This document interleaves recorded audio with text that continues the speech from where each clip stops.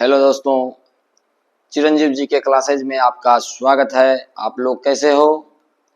आज हम आप लोगों के लिए वेद से कुछ महत्वपूर्ण प्रश्न लाए हैं जो कि सभी परीक्षाओं में बहुत ही महत्वपूर्ण है, बहुत ही इम्पोर्टेंट है। तो चलिए बिना विलंब किए हुए हम लोग आगे की ओर बढ़ते हैं। तो हमारा पहला प्रश्न इस प्रकार है, भारत का सर्व प्राचीन धर्म ग्रंथ वेद है। भारत का सर्व प्राचीन धर्म ग्रंथ क्या है बच्चों? तो वेद है। वेद भारत का सर्व प्राचीन धर्म ग्रंथ है।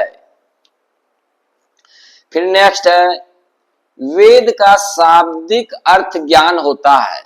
वेद का शाब्दिक अर्थ क्या होता है? तो ज्ञान होता है। वेद का शाब्दिक अर्थ ज्ञान होता है। फिर नेक्स्ट है, वेद 4 हैं। वेद कितने हैं बच्चों?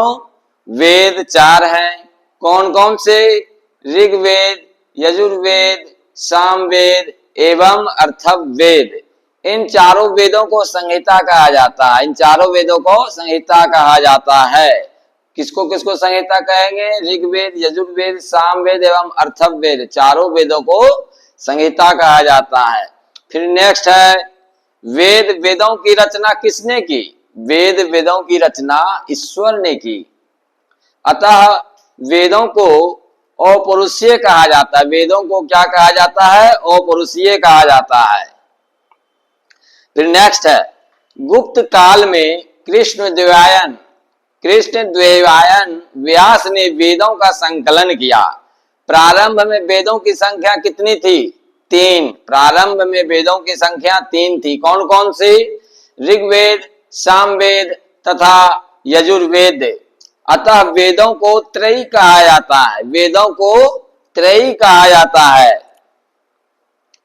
फिर नेक्स्ट है, इसमें अथर्ववेद को बाद में शामिल किया गया। अथर्ववेद को बाद में शामिल किया गया, इसलिए इसे वेद त्रयी में नहीं रखते हैं। इसलिए इसे वेद त्रयी में ही नहीं रखते हैं। किसको? अथर्ववेद को। फिर नेक्स्ट, ऋग्वेद, इसका शाब्दिक अर्थ मंत्रों या ऋचाओं का संग्रह होता है। क्या होता है ऋग्वेद का शाब्दिक अर्थ? मंत्रों या ऋचाओं का संग्रह। इसमें कितने मंडल है बच्चों? इसमें 10 मंडल हैं, 1028 सूक्त हैं तथा 10,580 ऋचाएं हैं।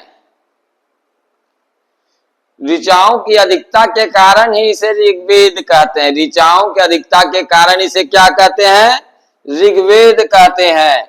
यह सबसे प्राचीन एवं सबसे बड़ा वेद है। सबसे प्राचीन वेद कौन सा है? ऋग्वेद। सबसे बड़ा वेद कौन सा है बच्चों? ऋग्वेद। इसमें गायत्री मंत्र की चर्चा है। गायत्री मंत्र की चर्चा किस वेद में हुई?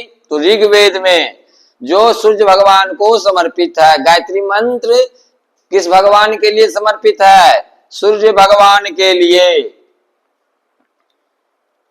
फिर नेक्स्ट, पहली बार शूद्र का प्रयोग किस वेद में हुआ? पहली बार शूद्र का प्रयोग किस वेद में हुआ? किस वेद में हुआ? तो ऋग्वेद में। ऋग्वेद का 7वां मंडल पुराना है। ऋग्वेद का कौन सा मंडल पुराना है? 7वां मंडल, क्योंकि इसका संकलन बाद में हुआ था। क्योंकि इसका संकलन बाद में हुआ था। 9वें मंडल में किस देवता की चर्चा की गई है? ऋग्वेद के 9वें मंडल में किस देव की चर्चा की गई है? सोम देवता की। किसकी? सोम देवता की। ऋग्वेद के ज्ञानी को क्या कहते हैं? ऋग्वेद के ज्ञानी को होत्री कहते हैं। ऋग्वेद के ज्ञानी को क्या कहते हैं बच्चों? होत्री। फिर नेक्स्ट है, ऋग्वेद का उपवेद कौन है? ऋग्वेद का उपवेद आयुर्वेद है। आयुर्वेद है। ऋग्वेद का उपवेद आयुर्वेद है, जिसमें चिकित्सा की चर्चा है। आयुर्वेद में किसकी चर्चा है? चिकित्सा की। इसके ज्ञानी को प्रजापति कहते हैं। इसमें दशराग युद्ध की चर्चा है, इसमें दशराग युद्ध की चर्चा है। आयुर्वेद में किसकी चर्चा है? दशराग युद्ध की चर्चा है। Thank you for watching. हमारे वीडियो को देखने के लिए आपको बहुत बहुत धन्यवाद। यदि हमारा वीडियो आपको अच्छा लगे तो लाइक एंड सब्सक्राइब करें, कमेंट करना ना भूले दोस्तों, और ज्यादा से ज्यादा शेयर करें ताकि अगले भाई लोग को भी मिले जो उन्हें भी सहायता हो। Thank you.